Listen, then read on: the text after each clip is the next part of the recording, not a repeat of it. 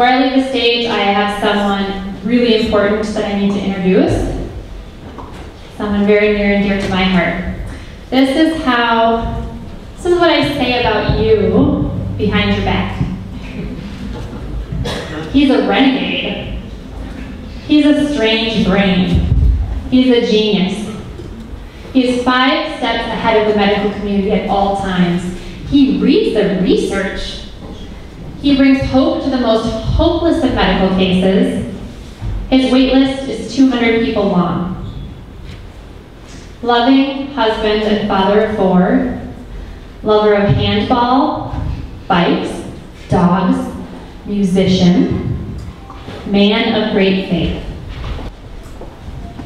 You have saved the quality of my life. There are many days that I have to take you down off the pedestal I have you on, or I will be gravely disappointed one day to find out you are just a human being.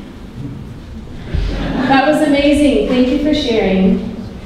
I'm very pleased to introduce to you Dr. Christopher Foley. Dr. Foley grew up in Minnesota and graduated from the University of Notre Dame cum laude, and completed his medical education at the University of Minnesota Medical School. He finished his residency in internal medicine at the University of Minnesota Hospitals and practiced internal medicine for 18 years in downtown St. Paul. He has served as the chair of the Pharmacy and Therapeutics Committee at St. Joseph's Hospital in St. Paul, as Ramsey County Medical Society trustee and president of the Minnesota chapter of the American Society of Internal Medicine. In 1995, he left his private practice to direct the opening of the Health East Healing Center in Maplewood, one of the first clinics designed to mix alternative therapies with mainstream medicine. He continued to develop an integrative care model at Health East and was part of the design team for Woodwinds, a groundbreaking hospital campus in Woodbury, Minnesota that emphasized patient-centered care. He opened Minnesota Natural Medicine in 2001, a functional integrative medical practice that focuses on personalized healthcare starting at the genetic and cellular level. He believes in the concept that health is an upstream belief system that requires a shift from the one-size-fits-all world of disease management to the highly individualized one of influencing gene expression, customizing approaches to the individual, and compressing morbidity such that life is long and maximally functional. He taught a graduate level course at the University of Minnesota College of Pharmacy in nutraceutical science and has been on the teaching faculty at the University of Minnesota Medical School. He continues to have a tireless enthusiasm for innovative approaches to healthcare, whether in content of the medical care or the manner in which it is delivered and compensated. Ladies and gentlemen, please welcome Dr. Christopher Foley. You know, that was pretty long, but in short, when I turned 50, I had a midlife crisis, left mainstream medicine, started this little clinic, and here I am. So that's a short version. Listen, before I get going, first of all, Jennifer is an angel. This is the way big movements get started, when people jump off the cliff like she has, and she has. She's taken a leap off into the abyss. She had no experience doing stuff like this. I'm just amazed at what she's done, and it'll just grow and get bigger. So, my hand for Jennifer.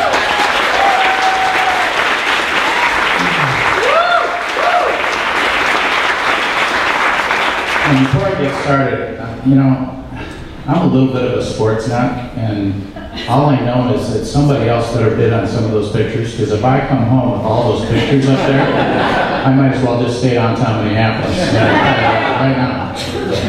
So I want to just talk, just a brief talk, just to frame what is going on in medicine right now. You know, there have been a lot of myths over the years, and I mean going back to centuries, about what is the great mystery that turned out to be just an infection. It's understanding it. And understanding infections and their history is very important to understand about what's happening with Crohn's disease right now. So whether it's measles, syphilis, Helicobacter, Crohn's, Lyme disease, There's a history behind this, but the difference is now we're dealing with a fundamental sea change in the way medicine is approached. So, anybody here ever heard the term functional medicine? Yeah. You know what that is, people? Functional medicine? Yeah. A lot of people still don't know what that is. A lot of my colleagues don't know what it is, but this is where medicine is going. Cleveland Clinic just built a $10 million Center for Functional Medicine right in the middle of the Cleveland Clinic. And the guy that heads it all up said, we're going to be telling all of our doctors 80% of what they do is wrong. That just happened in December.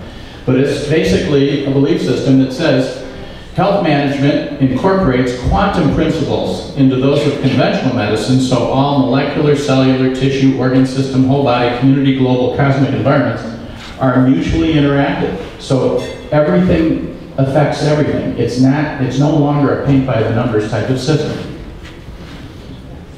We are down here. We are in a disease intervention type of system right now. There's a lot of money in that, whether it's diagnosing, colonoscopies, which we spend billions of dollars to find one polyp.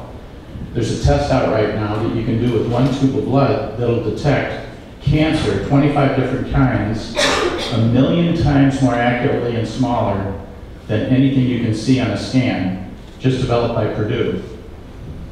So that's where we're going. So the colonoscopy is going to be over in 2 years. So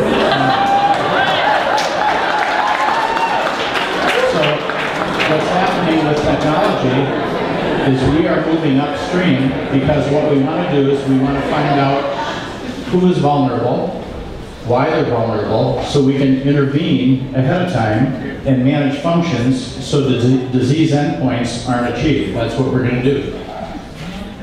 So let's look at some history. Back when the Spaniards came here, Cortez and Pizarro conquered the Aztecs and the Incans, not because they had more people or because they had horses and armor, but you know really why? It's because they were relatively immune to smallpox, and on a couple of very specific nights, half of Mexico City got wiped out with this terrible disease, and it didn't affect the Spaniards, so they became gods. It was the great mystery.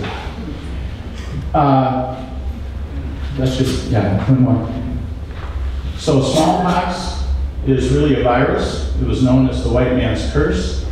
Syphilis then was really, early on, it was thought to be caused by a spirochete that we called yaws. And then it morphed when it came to Europe into something that was transmitted genitally. And for years, people thought that this was just one of those things that was a local disease, and it disappears when you apply a little mercury to it because they didn't have antibiotics. And the asylums built up in the latter part of the 19th century in Victorian England, and the great argument then was, is this madness? Or some people said, no, it's an infection. And it wasn't until 1926 when we actually were able to do really good stains on autopsies when they finally conceded. All of these asylums were filled with people that had syphilis. And then, of course, the Black Death, the plague, that was also the great mystery. It started in China when the Silk Road was built, and people started learning how to move across the steppes.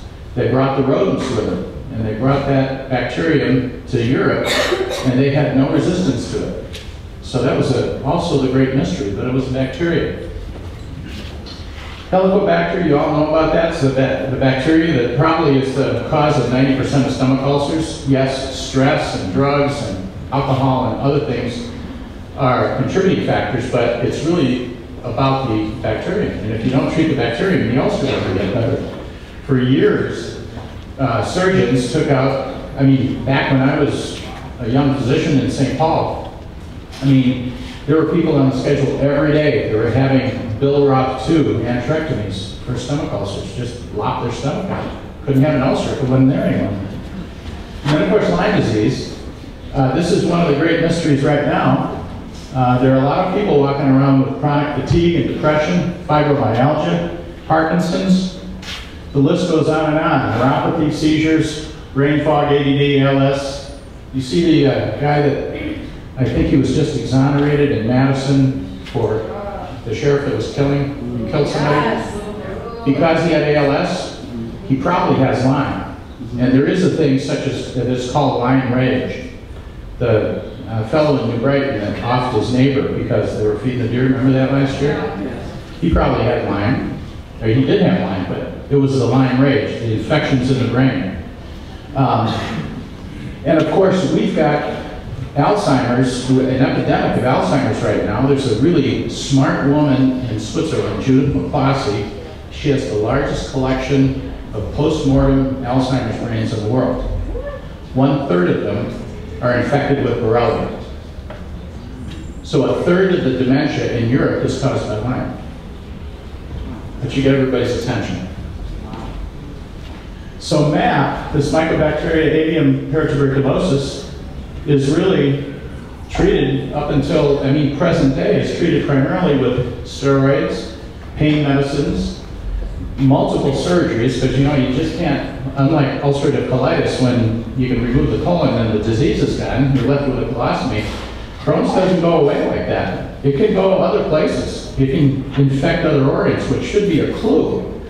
But we're still treating it with steroids and immunosuppressive drugs, biologics, which are monoclonal antibodies directed right at a certain part of your immune system that causes inflammation in the gut. They're very hot right now. They're very expensive. There's a lot of money in it. Physicians who administer them are making a lot of money, but it's the wrong way to treat it. So, and the other problem with trying to take a piece of the immune system out of the orchestra, if you will, is like everything goes real nicely until you need that piece. So it's like playing a symphony until, without the first violin. Well, when he has the solo, everything goes quiet. And that's what happens later on when things start going wrong and people get lymphoma and other complications from these drugs. You just can't do that. So the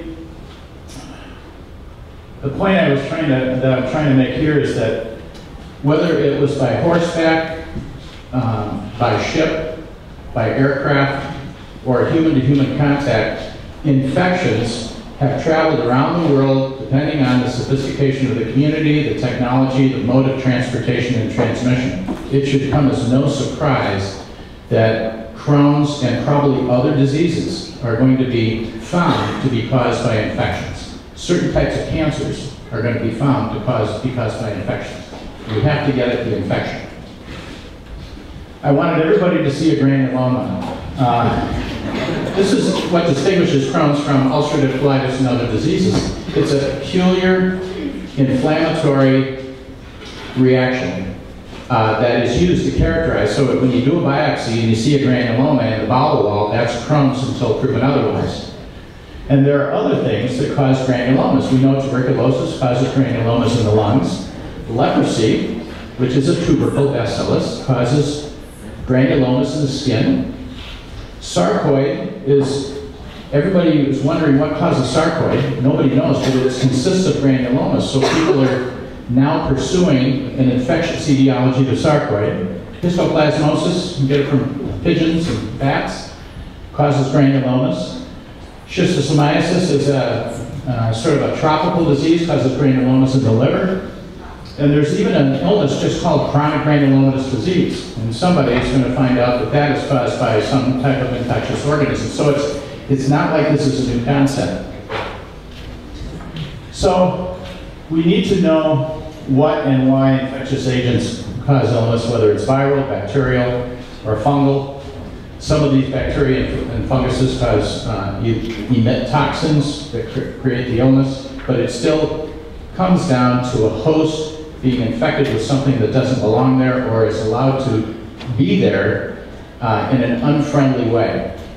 We all have established sort of a detente with certain organisms. So we get chicken pox and then it hides and lives latently in your spinal cord until 15% of the adult population gets shingles, right? So we get a vaccine for that. Sometimes it works, sometimes it doesn't. But the whole idea that organisms can develop a relationship with the host and sit around and just wait for an opportunity is not new. 90% of the people in this room have had Epstein-Barr virus. It's in you. You know the difference between herpes and love? Herpes lasts forever.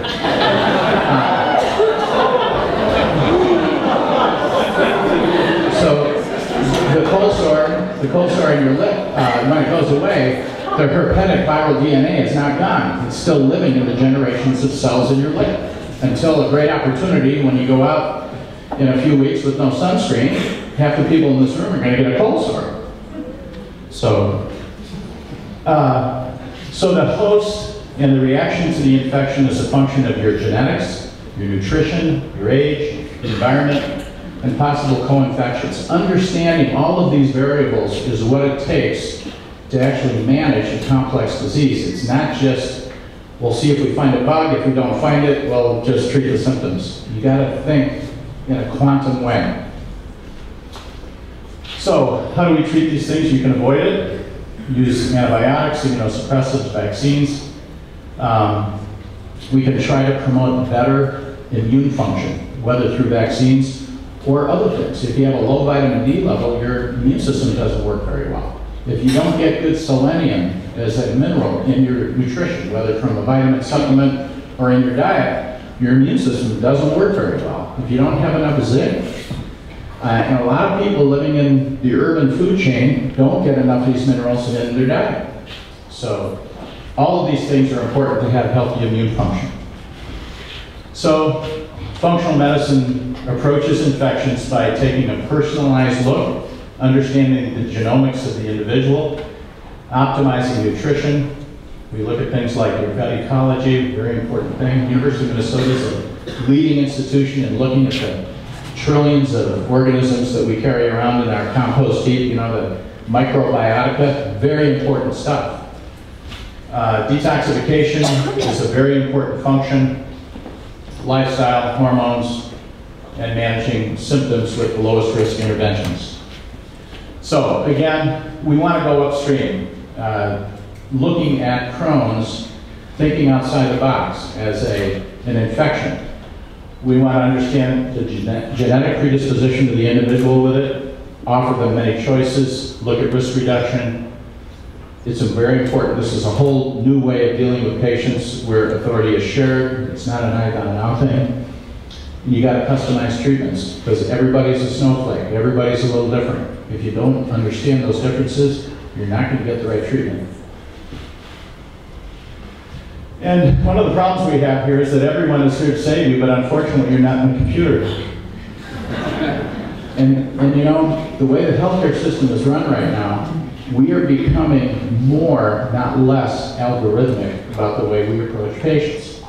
So your physician, God bless him or her, is trying to tap out all the codes, tap out all the right things in documentation, and oftentimes the choices that they would like to use to describe you, they're just not in the computer. So we got to fight back, and we've got to think outside the box. And Jennifer Klobasa is a person that's living outside the box for us. Thank you.